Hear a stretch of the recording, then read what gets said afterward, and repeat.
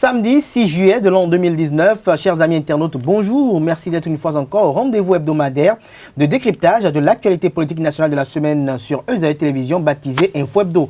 Comme je vous l'annonçais dans le numéro précédent, deux de nos invités nous sont revenus ce matin. Il s'agit bel et bien de Eloge Gandaro, directeur de publication du quotidien Le Grand Matin.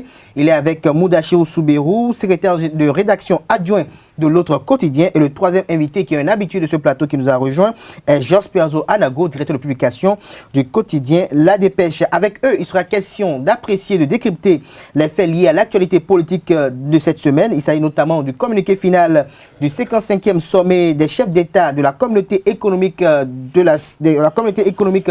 États de l'Afrique de l'Ouest, CEDEAO, de l'avenir de l'opposition politique au Bénin. Et si le temps nous permet, nous essaierons d'apprécier cette information liée à l'achat d'ambulances au niveau du ministère de la Santé. Sans plus tarder, on les retrouve pour le décryptage.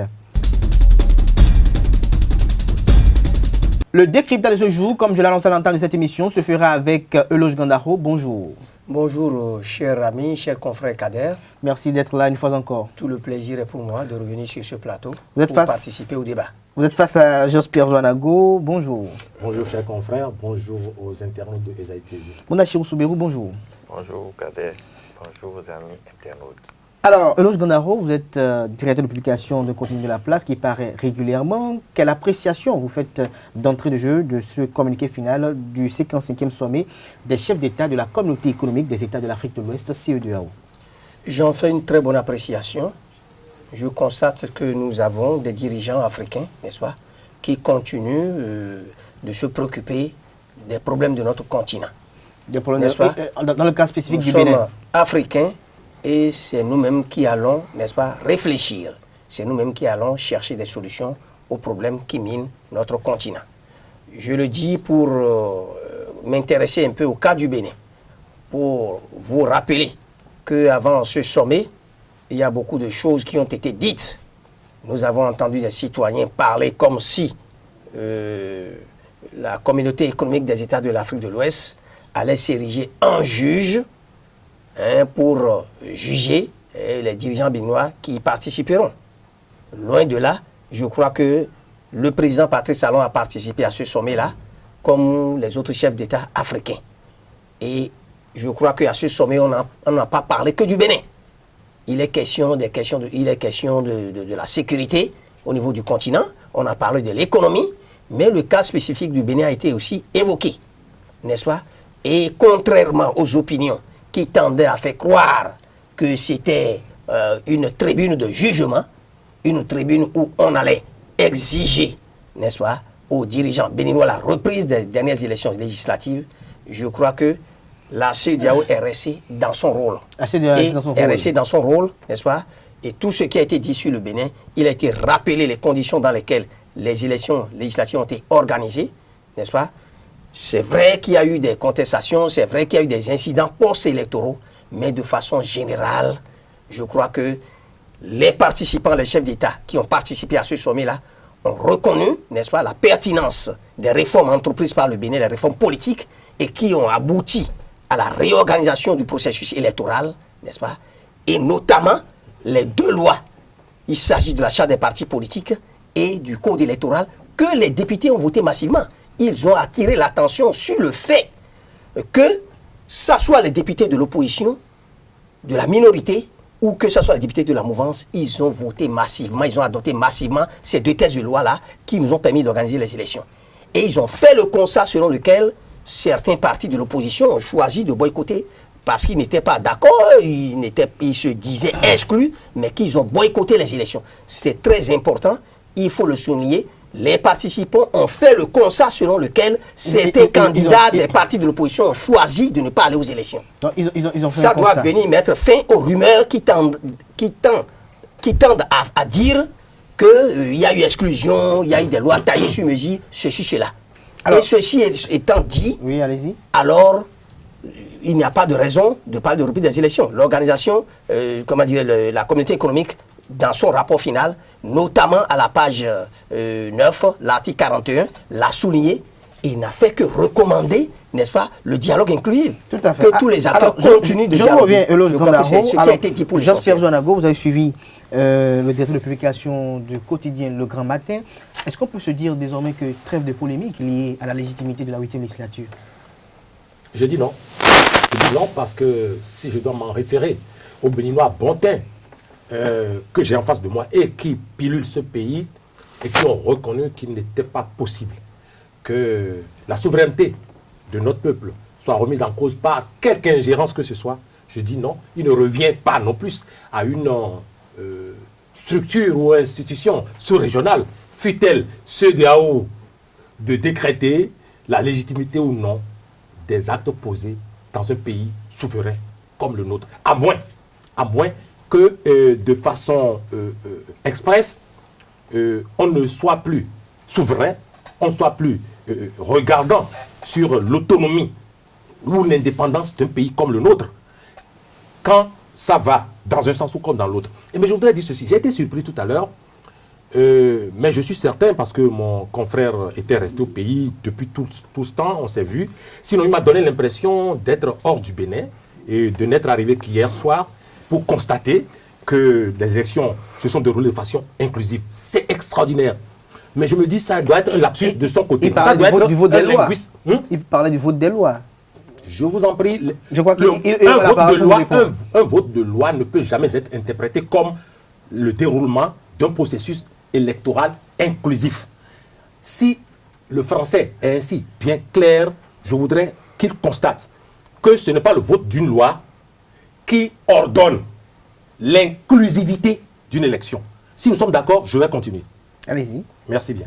Alors, je suis presque sûr qu'il n'est pas rentré d'un voyage expressement.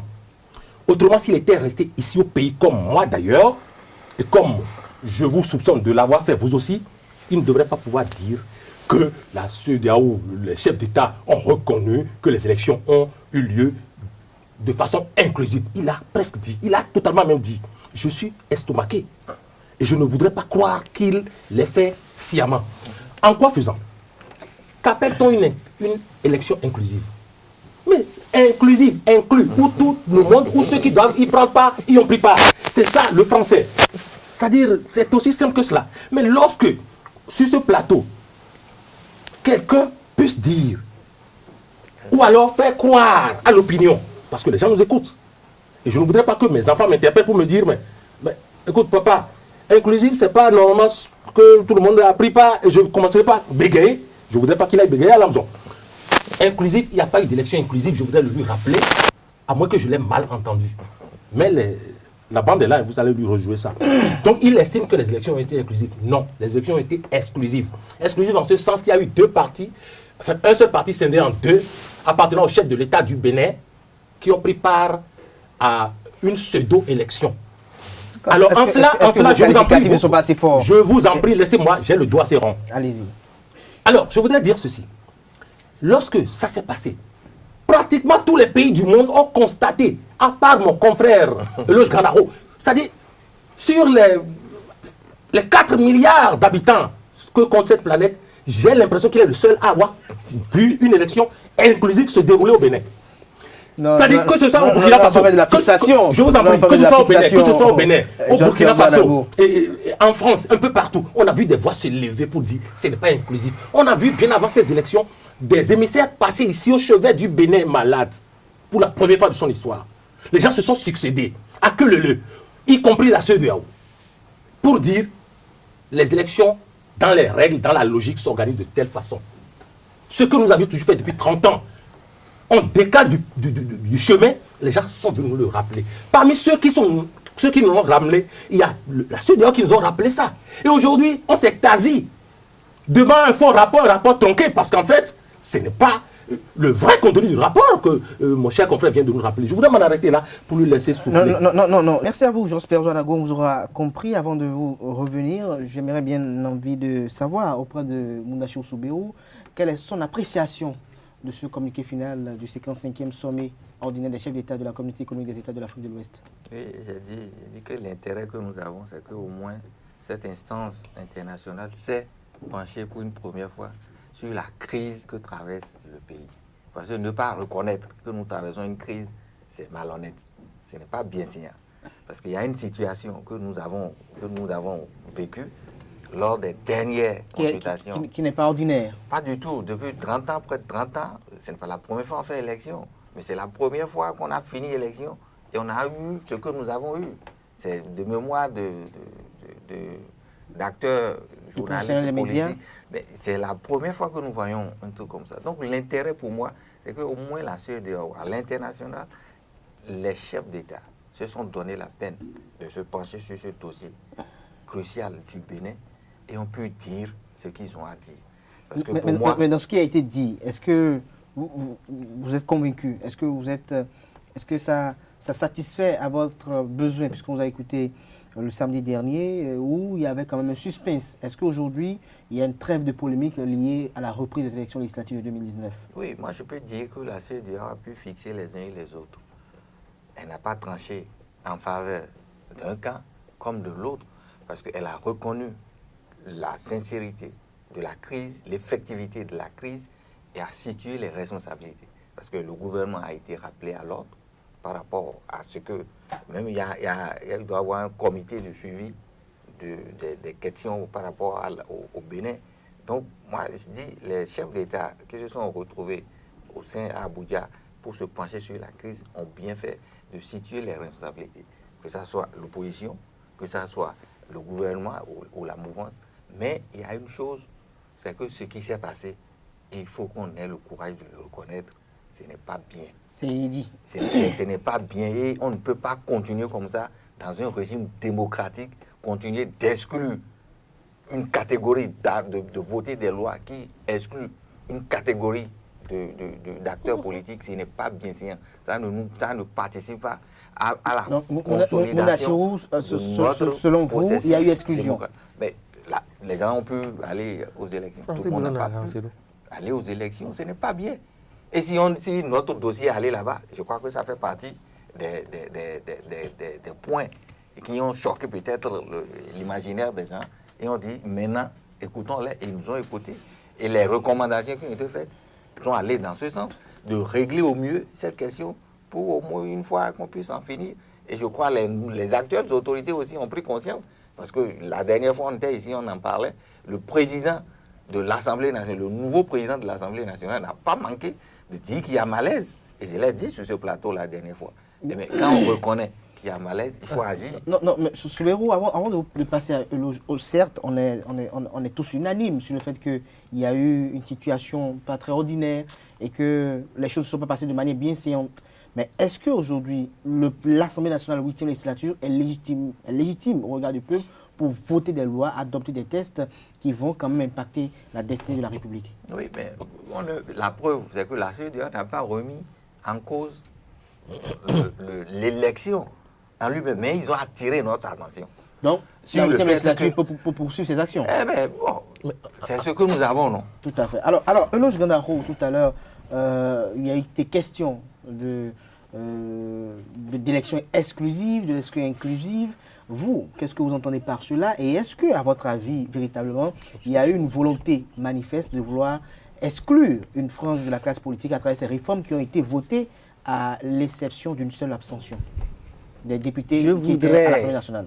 Je voudrais, cher confrère Kader, vous dire que mon vis-à-vis, non seulement est absent du pays, mais jusqu'à l'heure où nous sommes à ce débat-là, il est encore ailleurs.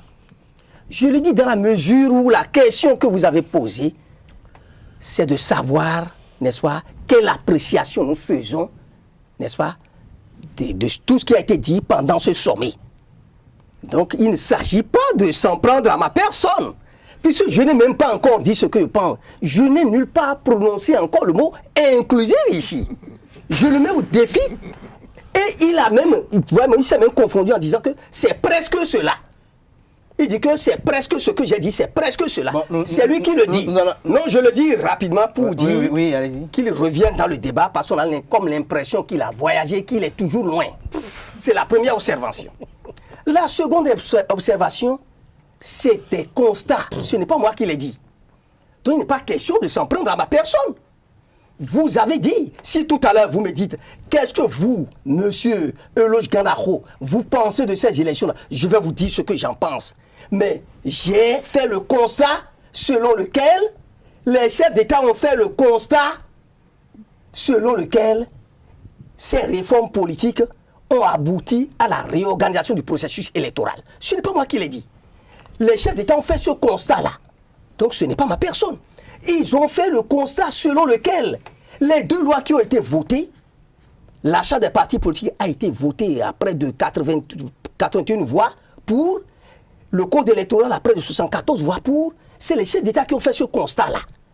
Moi, je n'ai pas dit que, ceci étant, ça veut dire que, bon, les élections sont légitimes. Je n'ai jamais dit ça. Mais vous m'avez dit quelle appréciation. Donc, voilà ce que les chefs d'État ont dit.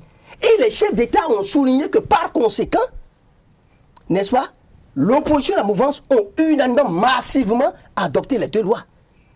Allez-y comprendre quelque chose. L'opposition et la mouvance ont unanimement adopté les deux lois. Ça veut dire que les problèmes qu'il y a eu autour là, n'oublions pas, c'est ce que les chefs d'État avaient dit, que c'est les deux, et la mouvance et l'opposition, qui ont ensemble adopté les deux lois. Il peut y avoir des problèmes dans l'application, mais reconnaissons que c'est les deux, la mouvance et l'opposition, qui ont voté. Moi, je n'ai pas tiré de conclusion encore. Mais l'autre constat sur lequel j'ai mis le doigt est que on a parlé de reprise des élections, ceci, cela. Mais dans le rapport, dans les recommandations, nulle part il n'a été dit, les chefs d'État n'ont dit, mais reprenez les élections, la reprise des élections.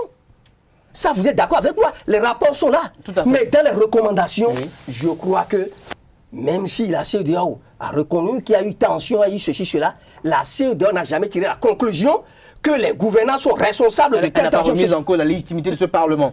Mais non seulement ça, la CEDEAO, en tant qu'institution africaine, sous-régionale, a insisté pour dire qu'il faut que tout contentieux soit traité de manière inclusive, de manière légale, de manière pacifique. Je crois que c'est son rôle. Donc la CEDEAO, tel qu'il le dit, la CEDEAO n'a jamais pris parti pour un camp. La CEDEAO a dit, poursuivez le dialogue et faites en sorte qu'il y ait compréhension, il y ait consensus. Donc c'est tout. Moi j'ai fait ce constat. Mais quand vous allez me donner la parole, je dirai ce que je pense. Perzo Anago, je vous pose la question de savoir, est-ce que vous, Euloge Gandakho, en tant qu'analyste politique, est-ce que dans le déroulement de ces élections législatives, vous qui avez en tant que professionnel des médias suivi le vote des lois jusqu'au dépôt des dossiers, jusqu'à la fin, je dirais, à la cérémonie magistrale qui a été consacrée à l'investiture du nouveau président de l'Assemblée nationale, est-ce que vous avez noté une volonté manifeste de vouloir exclure une frange de la classe politique? Je n'ai noté aucune volonté d'exclusion, moi, de ma part. Je respecte l'opinion de mon vis-à-vis. Je respecte leur opinion, parce que chacun est libre de dire ce qu'il pense. Moi, je n'ai pas noté une volonté manifeste d'exclure X ou Y des élections. Mais moi, j'ai fait le constat selon lequel, à l'Assemblée nationale du Bénin, deux camps, deux partis, une minorité et la majorité ont voté ensemble des lois. Parce que 81 voix pour l'achat des partis politiques et 74 voix pour le code électoral, mais c'est la majorité qui a voté. Ça suppose qu'il y a un consensus. Ils sont allés dans le même sens. Maintenant, dans l'application, des problèmes peuvent se poser. Moi, je vais être réaliste. Pour dire qu'au moment où les députés de la minorité ou de l'opposition votaient la loi, et au moment où, comment dirais-je, ceux qui sont au pouvoir votaient la loi, il n'y avait pas de problème. C'était allé dans le même sens. C'est la majorité écrasante. Maintenant, dans l'application, des problèmes se sont posés, c'est ce que moi je veux dire. Alors, certaines dispositions ont posé des problèmes. Et de telle sorte que certains citoyens ont reconnu et ont dit, mais comment les lois que vous-même vous avez votées, ils faisaient allusion aussi bien aux députés de la minorité de l'opposition que de la mouvance. Pour dire, mais est-ce que ce n'est pas les mêmes députés qui ont voté la loi? Tout à fait. Alors, Gandakho, je reviens. Alors, Perzo Anago, vous voulez de parole. Est-ce que, lorsque vous voyez un peu, puisque tout à l'heure vous avez parlé d'exclusion, c'est votre avis, on le respecte parce que vous l'avez partagé avec nous, mais l'essence de ces problèmes, puis la légitimité du fait qu'il y a eu deux lois qui ont été votées, l'opposition parle de lois querellées, de lois antidémocratiques, mais le constat est là. Ils ont pris part à ces votes. Vous me laissez la parole? Oui, allez-y. Mais avant cela, vous aviez cru dire tout à l'heure que je brûle de prendre la parole. Non, je brûle de faire respecter le temps de parole. Non, du tout pas. Si nous nous entendons là-dessus, je peux continuer. Oui, tout le monde a le même temps de parole. Vous savez ce qui me réjouit ici, et je prends à témoin tout ce plateau, et mieux encore, et les amis internautes qui vont voir le déroulé de cette bande, à moins qu'il n'y ait eu une petite fourmi cisailleuse qui en ait enlevé une bonne partie, on entendra... Si ça a été cisaillé, verront également. On entendra mon confrère vis-à-vis dire la CEDEAO a déploré ou alors a reconnu, il l'a dit tantôt, et je dis, je le persiste et je signe. Alors, on lira, non, je vous en prie, je vous en prie. Oui, vous allez me laisser aller. Oui, allez-y. Que il n'y a pas eu exclusion, il a prononcé le mot des partis d'opposition qui se sont refusés à aller aux élections. Ah, j'ai pas lu boycott. Je vous en prie, vous ne devrez pas me faire du ping-pong. J'ai la parole. Nous sommes d'accord. Alors, il a dit, je voudrais dire cela et persister que la bande va révéler cette partie-là de son intervention. Maintenant, je voudrais revenir à ce que vous avez dit. Mais quelle propension ou tendance vous avez, mon cher confrère, à dire la légitimité de tel est reconnue par la CEDEAO et tout? Non, je ne vais pas parler de légitimité reconnue par la CEDEAO ou pas. Je pose par rapport, est-ce que, pour être plus précis, je vais formuler autrement cette question, est-ce que les acteurs politiques eux-mêmes n'ont pas manqué à leur responsabilité, puisque ces lois-là aujourd'hui qui font objet de polémiques et de controverses ont été votées par l'institution parlementaire où il y avait à l'époque une majorité et une minorité. Tout à fait. Allons-y, éclairons l'opinion publique. Et au nombre des partis qui ne se retrouvent pas il y a également des partis de la mouvance d'alors qui... Je vais répondre. Oui, allez-y. Vous savez, le constituant ou le législateur dans notre pays avait fait un travail presque parfait. Je dis presque parfait. Dans tous les compartiments de notre vie. Malheureusement, il s'est trouvé des esprits assez illuminés pour tordre le cou aux règles. Le vote des lois, sous les tropiques, on sait comment ça se passe. Et dans le cas précis du Bénin, on a vu ce que c'est. Ne faites pas semblant aujourd'hui, chers confrères, de ne plus vous rappeler les récriminations de beaucoup d'entre ces députés de la mouvance et même, surtout, de l'opposition parlementaire de l'époque qui reprochaient le fait que, ayant abondé dans un sens, ils se sont retrouvés avec une loi tronquée qui disait autre chose que ce qu'ils avaient préconisé. Si aujourd'hui vous ne vous rappelez plus de ces propos, libre à vous. Et moi je me rappelle comme si c'était encore hier. Mieux, cette mouvance mécanique qui a été formatée, montée de toutes pièces à l'Assemblée nationale. On a vu, le président Talon, pour ne pas le citer, n'est pas revenu de l'exil avec dans sa valise ou dans ses valises des députés, non. C'est des députés qui siégeaient au Parlement béninois, qui étaient d'un côté ou de l'autre.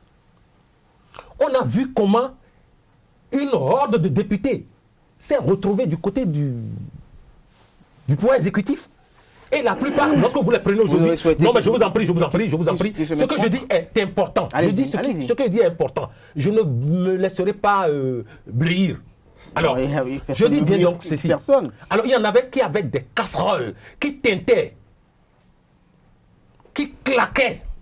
Et la meilleure solution pour que ces casseroles ne vous conduisent pas ailleurs que vous ne souhaitiez, c'était de vous réfugier sous le parasol, le parapluie du pouvoir. Et ça, vous n'allez pas me dire que vous ne savez pas tout ça. Et donc, c'est ainsi qu'une majorité a été fabriquée. Et cette majorité, c'est mon opinion. C'est l'opinion des choses. Et c'est l'opinion des gens sérieux.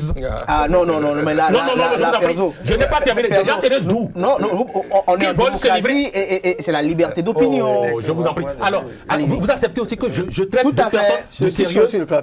Non, vous ne pouvez pas estimer que vous, votre opinion est la sérieuse et que... Mais attendez, alors il y a une contradiction dans ce que vous dites, mon cher confrère. Si vous reconnaissez que la liberté d'expression me permet de dire ce que je pense. Et de trouver que c'est mécanique. Tout à fait. Je peux aussi dire qu'il y a des opinions sérieuses, analystes de notre vie politique, qui en ont vu, qui en ont conclu. Mais pourquoi vous m'empêchez de le dire? Vous vous sentez un peu Parce que nous ne voyons pas les éléments. Non, du tout pas, mais nous ne voyons pas les éléments sur lesquels vous vous Très bien, très bien, très bien. Il y a des députés aujourd'hui, si leur venait à l'esprit, oui. Il y a des députés béninois, oui. Si leur venait jamais à l'esprit de dire « je ne suis pas d'accord avec ce que fait le pouvoir », c'est-à-dire les 24-48 heures suffisent déjà pour qu'ils se retrouvent au Nouf, par exemple. Si vous ne le savez pas, moi je le sais. Et ça m'engage, j'ai le doigt assez rond pour le dire. Et donc, lorsque vous avez en face de vous des gens comme ça qui tremblent, rien qu'à ce qu'on dit, on va exhiber tel dossier, quand ils tremblent comme ça, on leur dit, votez cette loi. Et la charte, vous savez, c'est un député, c'est vrai, je sais qu'il est suffisamment intelligent, qui était porteur. C'est la situation que vous décrivez, oui. Vous êtes en train de décrire. Alors, dans cette condition, on peut faire voter. Est-ce que cela n'est pas dû à la faille, à un moment donné, des acteurs politiques qui ont eu à commettre des erreurs et qui aujourd'hui, dans le souci... Je ne vous laisserai pas me détourner de mon analyse, mon cher confrère, parce que la question que vous m'aviez posée, il faut que je l'épuise. Vous n'allez pas me détourner de moi. Non, je ne vous détourne pas. Mais vous me détournez, laissez-moi aller jusqu'au bout. aussi à faire un autre constat. Parce que si vous je ne pourrais pas faire un autre constat sans avoir allé... Les députés ont voté les lois parce qu'ils étaient sous contrainte. Oui. Mais est-ce qu'un député normal qui n'avait pas de casserole, qui n'avait rien à se reprocher, pouvait être sous contrainte? Naturellement, non. Un député, tous les députés mais ça veut dire que ça justifie la thèse du président Ousmane Batoko comme quoi l'Assemblée nationale tout le temps a été perçue comme un lieu où il faut aller se réfugier quand on a des casseroles pour marchander. Mais je suis d'accord avec... Mais vous revenez maintenant de bons sentiments, mon cher confrère. Tout à fait. Lorsque vous avez en face des députés qui tressaillent, qui ont peur, qui sont pusillanimes, et vous leur demandez allez à gauche. D'ailleurs, il y en a même qui ont chanté. Nous irons à gauche, nous irons à droite. Ils sont allés à droite dans le sens qu'on voudrait, même au détriment des règles de logique. C'est ce qui nous a amené au vote de ces lois. Si quelqu'un s'en extasie aujourd'hui, certains s'en extasient, ça fait leur job. Ces lois ont été votées sous contrainte, dans la peur, dans la psychose généralisée. C'est votre constat à vous, Moundachirou Soubirou. Est-ce que vous, selon vous, parce que Père Jean a voulu qu'on revienne sur le vote de ces lois, est-ce que, selon vous, ces lois ont été votées sous contrainte? Est-ce que, selon vous, il y a eu une mouvance mécanique qui a fait les choses et que cette mouvance s'est retrouvée spectaculairement à 80 ou à 81 voix? Bon, le constat que nous avons pu faire est que l'Assemblée, c'est-à-dire la 7e législature, puisque c'est de ça... Oui, puisque c'est elle qui a voté ces lois. Elle s'est installée un an après la venue au pouvoir du président Talon. Un an avant, Patrice Talon. Oui, c'est-à-dire que le président Talon est venu un an après. Voilà, oui. Voilà. Parce que 2015, voilà. Lui, il est venu en 2016. Un an après, oui. Il est venu, et comme tout bon président, parce que le Parlement, quoi qu'on dise, c'est le lieu où se votent des lois. Parce que c'est le lieu de la route politique. C'est les députés qui votent. C'est la Constitution qui leur donne ce droit-là. C'est eux qui votent la loi, eux qui votent les lois. Bon, le président, pour conduire ses actions, était obligé de faire un clin d'œil de l'autre côté. C'est peut-être là le caractère un peu subtil de nos acteurs politiques. Quand lui a tendu la main, parce qu'il a des ratifications à faire passer, il a peut-être un certain nombre, il a une vision qu'il veut imprimer et dont il a besoin forcément de l'appui des députés. Parce que ce que rappelle mon confrère tout à l'heure, c'est un nombre de 60 députés qui se sont constitués presque en bloc pour soutenir ces actions. Ce qu'il dit et ce qu'il défend, que ceux-là ont par le passé des casseroles, c'est peut-être évident, c'est peut-être plausible. Maintenant, que les Béninois, les acteurs béninois n'arrivent jamais à assumer leurs actions, ça c'est un autre point de l'affaire. Et il faut reconnaître que l'Assemblée nationale est un haut lieu de la politique où tout se mène, c'est-à-dire où on entrevauche les choses. Donc, si dans cette mouvance, dans ces remue-ménages, va-et-vient, quelqu'un s'en sort, advienne que pourra. Mais il se fait que, malheureusement, c'est de cette assemblée que les deux lois querellées sont sorties. Sans marteler qu'à un moment donné, parce qu'au moins ce député, et ça je peux le nommer, Guy Mitopé, n'a pas manqué d'attirer l'attention sur ce qui est advenu après. Mais il n'a pas été écouté puisqu'il était minoritaire. Mais nous tous, devant le fait accompli, nous avons vu là où ça nous a amenés. Et c'est pourquoi moi je dis, loin de paraître comme, ou bien de trouver comme une euphorie, une situation qui vous arrange d'un moment à l'autre, ça pourrait vous rattraper après. Et c'est en cela que moi j'en appelle à l'intelligence, à la bonne intelligence de nos acteurs politiques pour savoir où est-ce que ça se trouve l'intérêt du peuple. Plutôt que de voter des lois sur leur propre intérêt parce que peut-être on est en train de vouloir cacher ou de vouloir plaire à tel pour ne pas avoir... Le législateur a failli à sa mission. Mais nous ne dirons pas le contraire. La preuve, c'est que nous avons vu la suite. Nous avons vu la suite. Ce que ces lois querellées nous ont amené, c'est que moi, je n'ai jamais vu dans ce pays. C'est ça que j'ai vu. Et c'est en cela que j'ai dit que l'instance de la CEDEAO en vienne à prendre au sérieux le problème qui est le nôtre, mais estimons-nous heureux. Estimons-nous heureux. Et tout ce que les gens sont en train de nous dire, il faut qu'on aille vers là. Parce que, quoi qu'on dise, quoi que vous avez une belle vision, mais si le contexte n'est pas apaisé, vous ne pouvez jamais rien appliquer. Alors, pour avoir un contexte apaisé, Eloge Gandaro, la CEDEAO recommande au dialogue national. Ce dialogue, comment il se passera? Parce qu'on sent qu'il n'y aura plus de reprise des élections législatives de 2019. On peut être convaincu de cela. Il n'y aura plus de reprise. Il n'y aura probablement plus de reprise des élections législatives de 2019. L'actuel président de l'Assemblée nationale a déjà entamé son plan d'action. Aujourd'hui, qu'est-ce qui va se passer? Est-ce que les opposants, malgré tout, accepteront de faire le sacrifice pour accepter la méthode du chef de l'État? Je voudrais faire d'abord 2 observations. La première observation, puisque tout à l'heure mon vis-à-vis disait que les députés qui ont voté la loi l'ont fait sous contrainte. Je dis que c'est faux et archi faux. S'il est en train de faire allusion au président de la République, au pouvoir en place, qui a fait pression sur les députés pour qu'ils acceptent d'appartenir à une majorité, je dis non. Je crois que mon confrère Souberou Moudachirou l'a dit tout à l'heure. Moudachirou Souberou. Et puis il ne faut même pas l'embarquer dans ton business. Donc, je crois que tout pouvoir aujourd'hui, même si c'est l'opposition, n'est-ce pas, qui était au pouvoir aujourd'hui, l'opposition ne va pas croiser les bras et dire que je ne veux pas avoir une majorité à l'Assemblée nationale. Chacun y va avec sa stratégie. L'Assemblée nationale est un haut lieu de la politique. Maintenant, s'il y en a qui traînent des casseroles, s'il y en a qui sont corrompus, s'il y en a qui sont, je ne sais pas, des brebis galeuses, n'est-ce pas? Ceux-là, s'ils se reprochent des choses, ils vont courir pour rejoindre une majorité. Le président de la République n'a pas besoin de les tirer par la culotte ou de les tirer par le cou. S'ils sont conscients qu'ils traînent des casseroles et qu'ils craignent qu'ils ne sont pas au-dessus de tout soupçon, je crois que c'est de leur propre gré qu'ils sont massivement rejoints à la majorité. On n'a pas un procès à faire au président de la République dans ce sens-là. Deuxième chose, puisque mon vis-à-vis tout à l'heure parlait de contraintes, n'est-ce pas?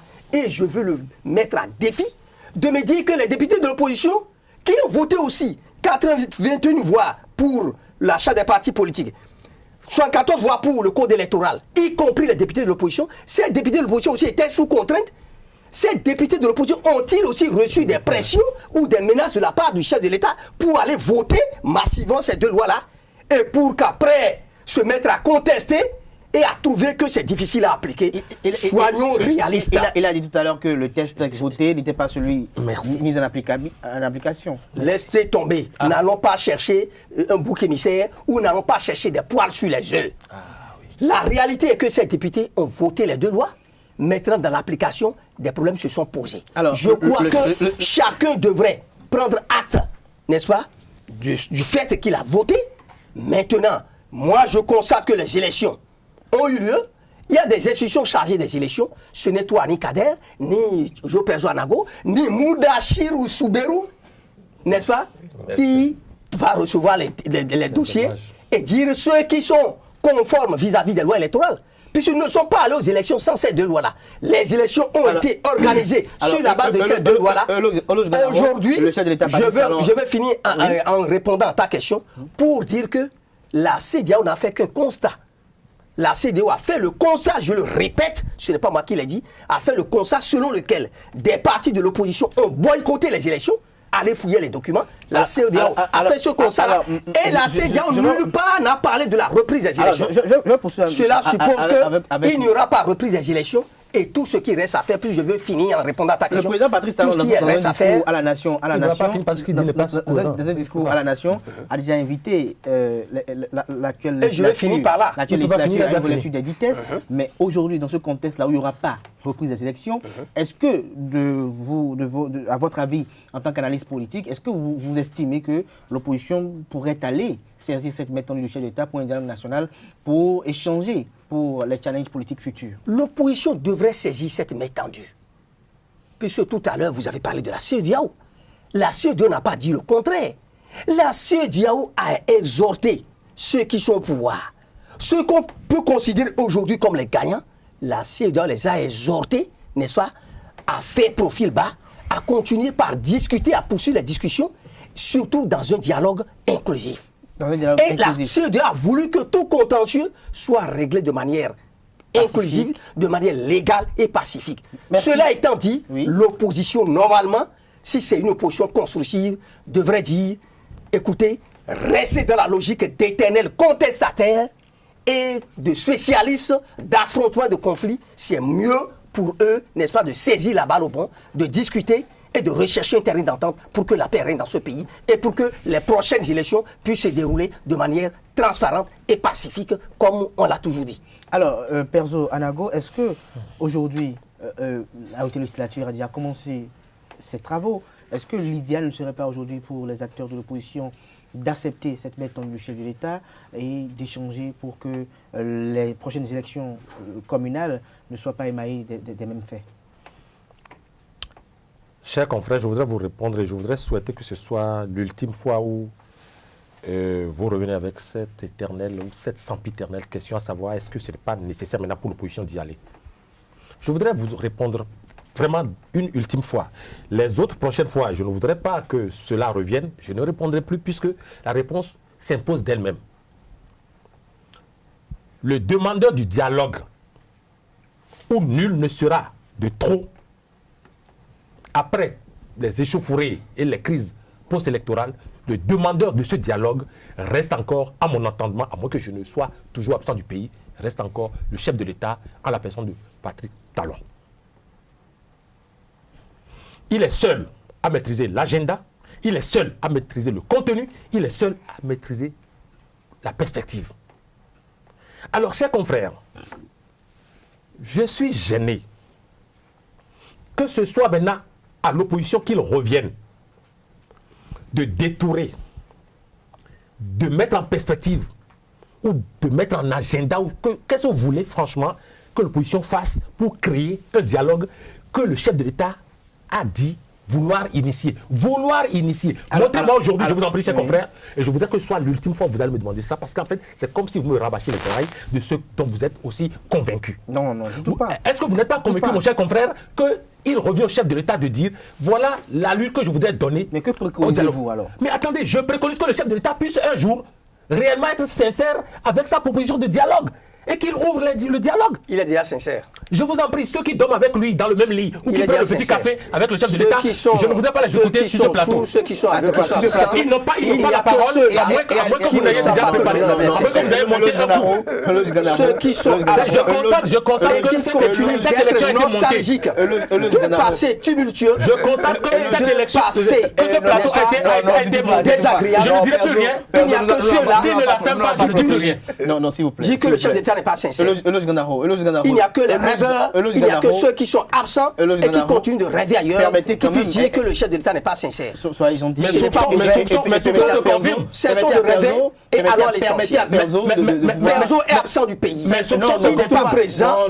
Et il faut qu'il revienne ici.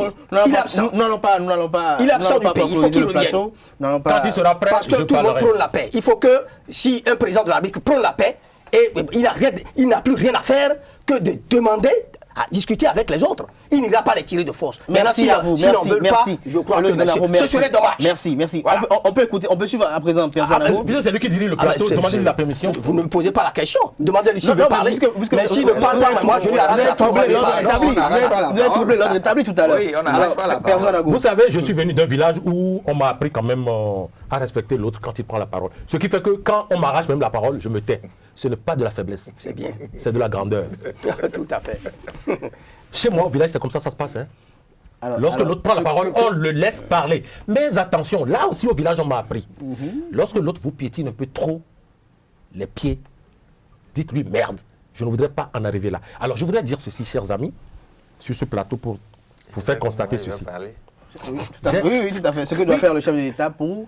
Alors, moi je dis, je voudrais m'exprimer en français facile. Parce que j'ai l'impression que ce que j'avais dit était un peu obscur ou alambiqué, au point où mon confrère ne m'a pas compris.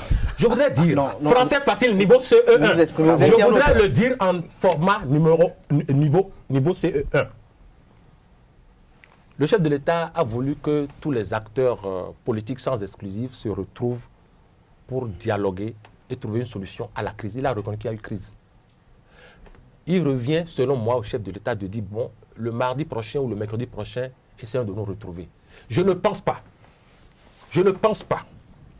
que quelque part dans une famille, y compris même dans la famille de mon contradicteur, qu'en tant que père de famille, qu'il puisse dire à ses enfants, chers enfants, ça ne va pas, il faudrait qu'on en discute.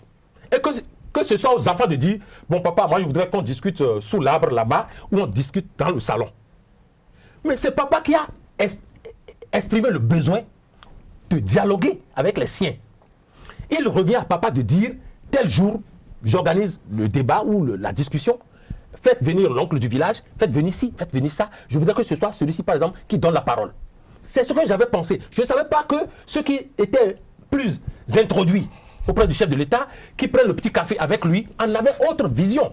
Je m'attendais à ce que, tout bonnement, un jour, le chef de l'État puisse dire ce dont j'avais parlé le 20 dernier, voilà comment ça va se décliner. C'est ce que j'avais pensé. Alors là, je présente toutes mes excuses aux grands connaisseurs et aux érudits de la République. Merci pour à constater vous, que franchement, ça va Père pas. Zoalago, on vous a compris. Alors, Moudachir Soubérou, avant de passer au dernier sujet qui nous réunit ce matin pour clore cette émission, quelle est la part de responsabilité des différents acteurs politiques pour que définitivement ils puissent avoir une concorde au sein de la classe politique pour le retour définitif de la paix? Oui, la part de chacun, c'est partagé. Qu'est-ce que le chef de l'État doit faire et qu'est-ce que l'opposition aussi doit faire, Oui, selon vous? le chef de l'État a déjà exprimé Le le besoin. besoin.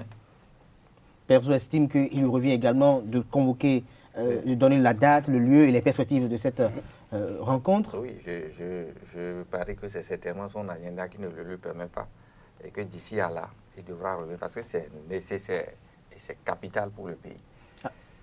Alors, au cas où le chef de l'État convoquerait ces assises et que l'opposition décide... Oui, c'est ce que je suis en train de vouloir dire. Allez-y. Parce que j'ai dit, c'est partagé.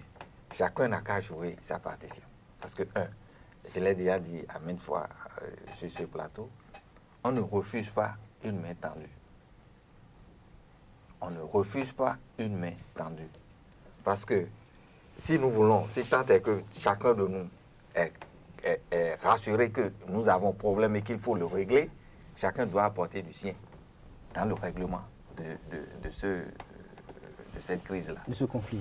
Donc, si le chef de l'État tend sa main, l'opposition n'a pas à refuser la main tendue. En refusant la main tendue, c'est-à-dire peut-être en posant des conditions extra peut-être raisonnables pour ne pas y aller. Parce qu'il y va de l'intérêt de tout le monde. La situation telle qu'elle est, elle est presque pourrie. Il faut la régler et tout de suite. Parce que vous avez tout à l'heure évoqué les élections prochaines. Déjà en 2020, nous avons les municipales. Est-ce que la situation restera telle pour qu'on aille là-bas? D'où l'intérêt et la nécessité pour la classe politique dans son ensemble. Moi, je parle de la classe politique dans son ensemble. Et mouvement, mouvance et opposition. n'ont qu'à prendre langue avec l'histoire. Qu'il y a crise, il y a lieu de régler, et le plus tôt possible d'ailleurs, cette crise-là. Tout en sachant que quand on vient à une table de négociation, on ne vient pas bomber le torse pour imposer ce qu'on a dans sa caillotte. on vient pour proposer, c'est-à-dire écouter l'autre, échanger avec l'autre, voir qu'est-ce qui est possible pour que tous ensemble, on puisse au moins retenir ça.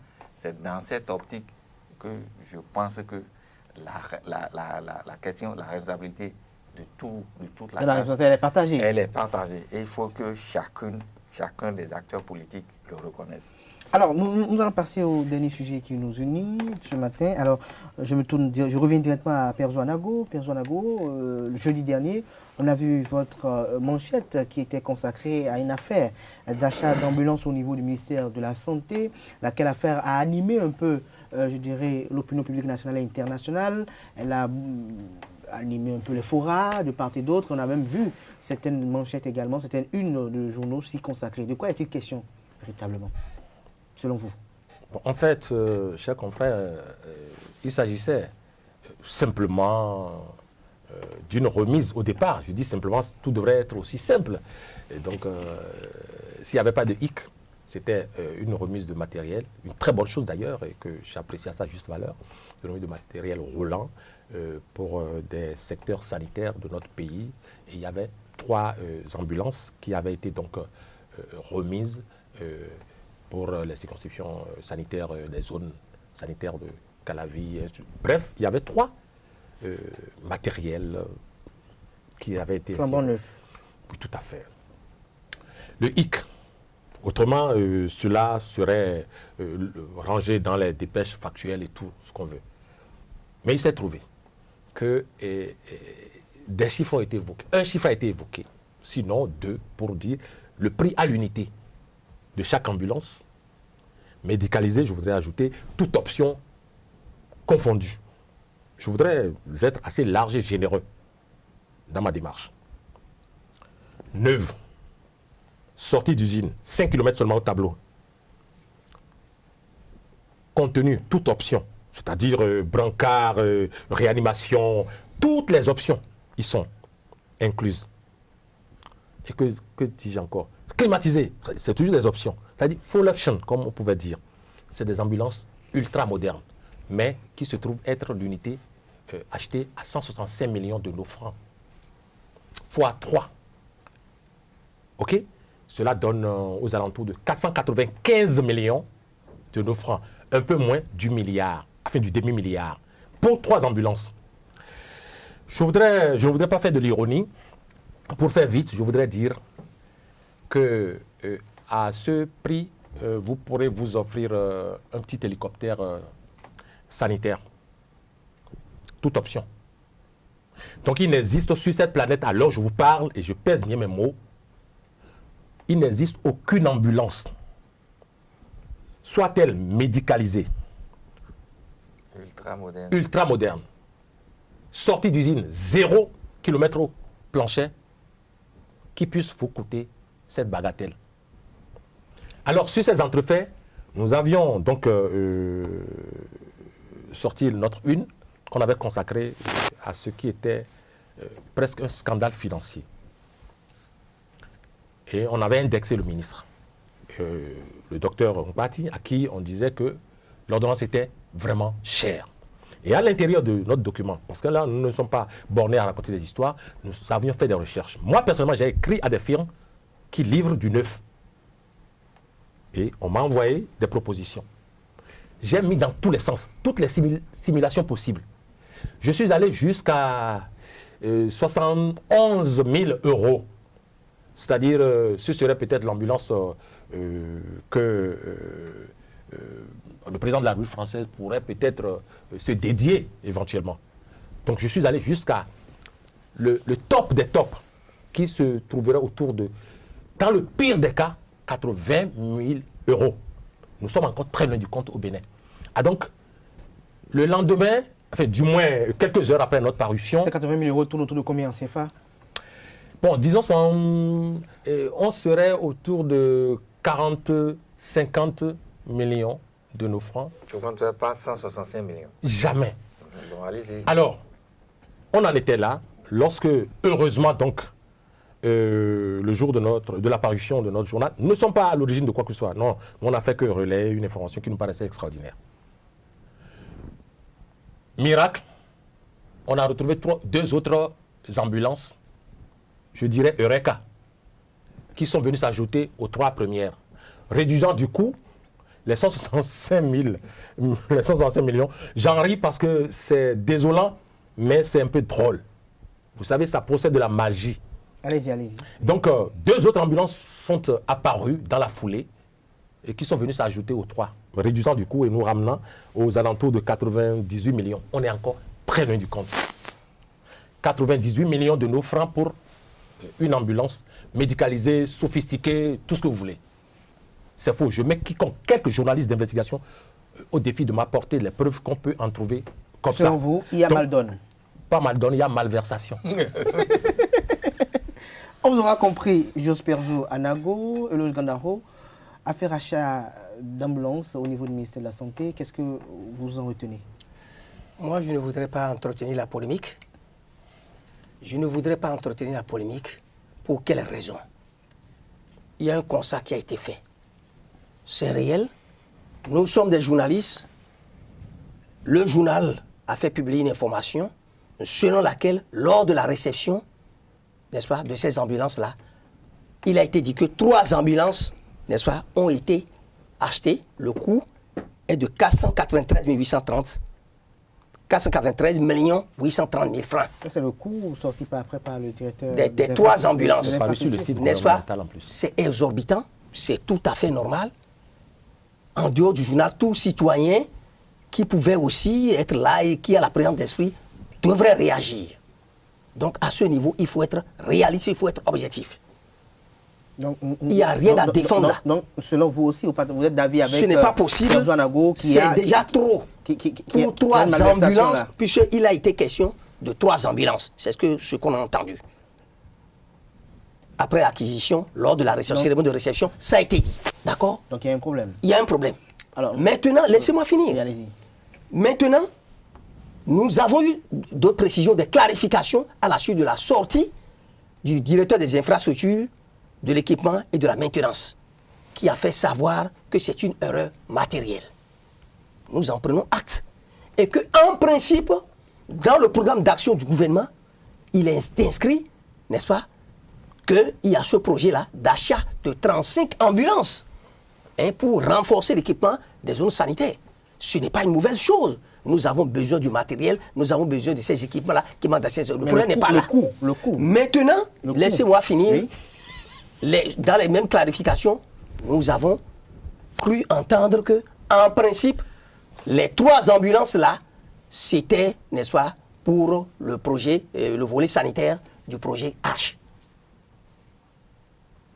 Et que 2 autres ambulances, n'est-ce pas, étaient destinées pour la zone sanitaire de Lomé, de l'hôpital de Lomé et du Mono. Bon, par la suite, puisqu'il y a eu, comment dirais-je, une autre, récemment, une autre réception de 5 ambulances, n'est-ce pas, pour déjà le Mono-Koufou. Donc, ils ont dû, n'est-ce pas, affecter cela à Pobé, Kétou et à Diawéré, les 2 ambulances. Moi, je dis, mais nous prenons acte de cela. Si au lieu de 3 ambulances, mais écoutez, on nous dit que c'est plutôt 5 ambulances, c'est une erreur matérielle, nous prendrons le temps d'approfondir nos enquêtes. Moi, je ne parlerai pas tout de suite de détournement, de vol, de ceci, cela. Je n'ai pas la preuve. Tout à fait. Merci. Mais il est question, une fois que ça a été précisé, que c'est une erreur matérielle et que c'est plutôt 5 ambulances, il nous revient à nous autres. Si nous pensons que même avec les 5 ambulances, c'est exorbitant ce coup-là, de poursuivre nos investigations et d'apporter la preuve qu'effectivement, il y a eu détournement. Mais à l'étape où nous sommes, moi, je ne peux pas me permettre de faire des affirmations gratuites. Malounda Soubero, oui. Ces affaires d'ambulance, est-ce que vous aussi vous voyez qu'il y a une surfacturation ou une malversation à ce niveau? Moi, de par ma formation, je suis très mal placé pour apprécier le coût d'une ambulance. Mais il y a une chose qui me réjouit, c'est que déjà, nos confrères, je salue déjà le travail qui a été fait. Parce que en publiant, c'est-à-dire en mettant déjà sur la place publique une question d'ambulance, ça a amené les autorités à donner des clarifications. Même si dans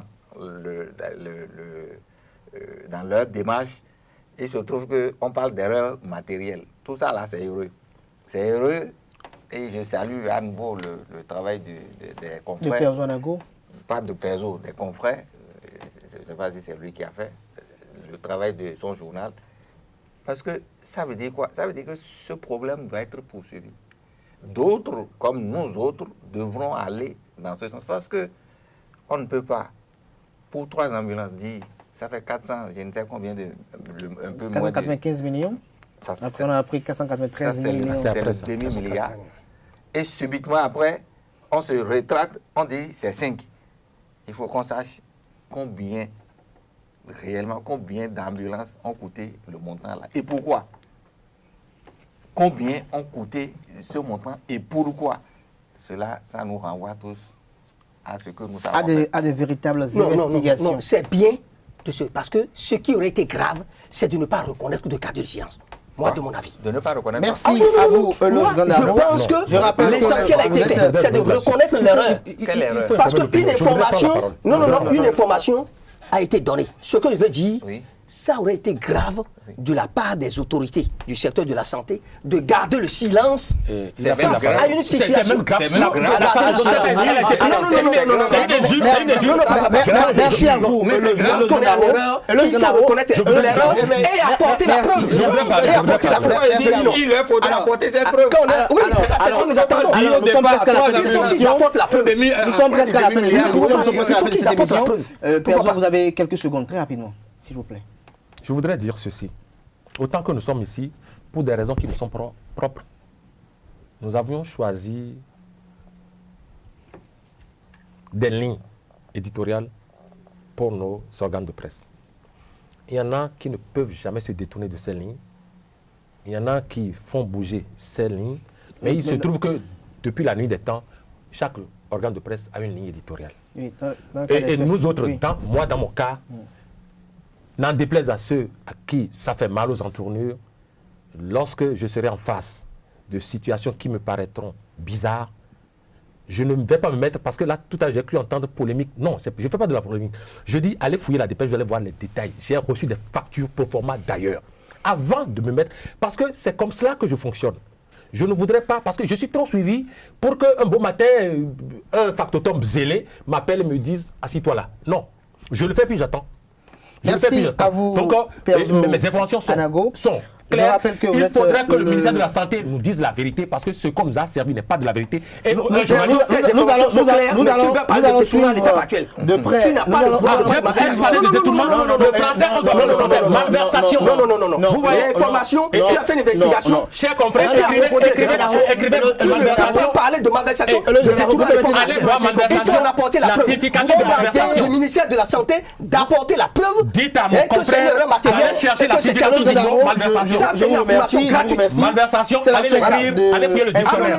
Mais on dirait que la vieillesse... Merci à vous. Merci à vous, chers amis internautes. Tu es aussi vieux que moi. C'était... Je ne comprends pas comment vous n'avez pas question sur la sérénité. C'était un fois avec... La définition de malversation. Je dis que tu as fait une recherche, mais tu n'as pas la preuve que ce n'est pas tel que ça a été détourné. On est en pleine malversation, n'en déplaise. On l'a réclamé tout à l'heure. Je crois que le point est plutôt sur le ministère. Il faut respecter l'avis de Perzo qui peut le voter également. Merci à vous. Vous êtes le directeur de publication du quotidien Le Grand Matin. Vous étiez face à votre bien-aimé Jos Perzo Anago, directeur de publication du quotidien La Dépêche, et notre troisième invité qui était avec nous ce matin était Moudachi Ousouberou, secrétaire de rédaction adjoint de l'autre. Merci à vous. Merci à vous. C'était Info de ce jour. Merci pour l'attention, merci pour la fidélité. Le rendez-vous est pris pour le samedi prochain avec d'autres confrères. Rassurez-vous d'ici là, portez-vous bien et passez un agréable week-end en compagnie de nos programmes sur les www.ezatv.bj. Bon week-end à toutes et à tous.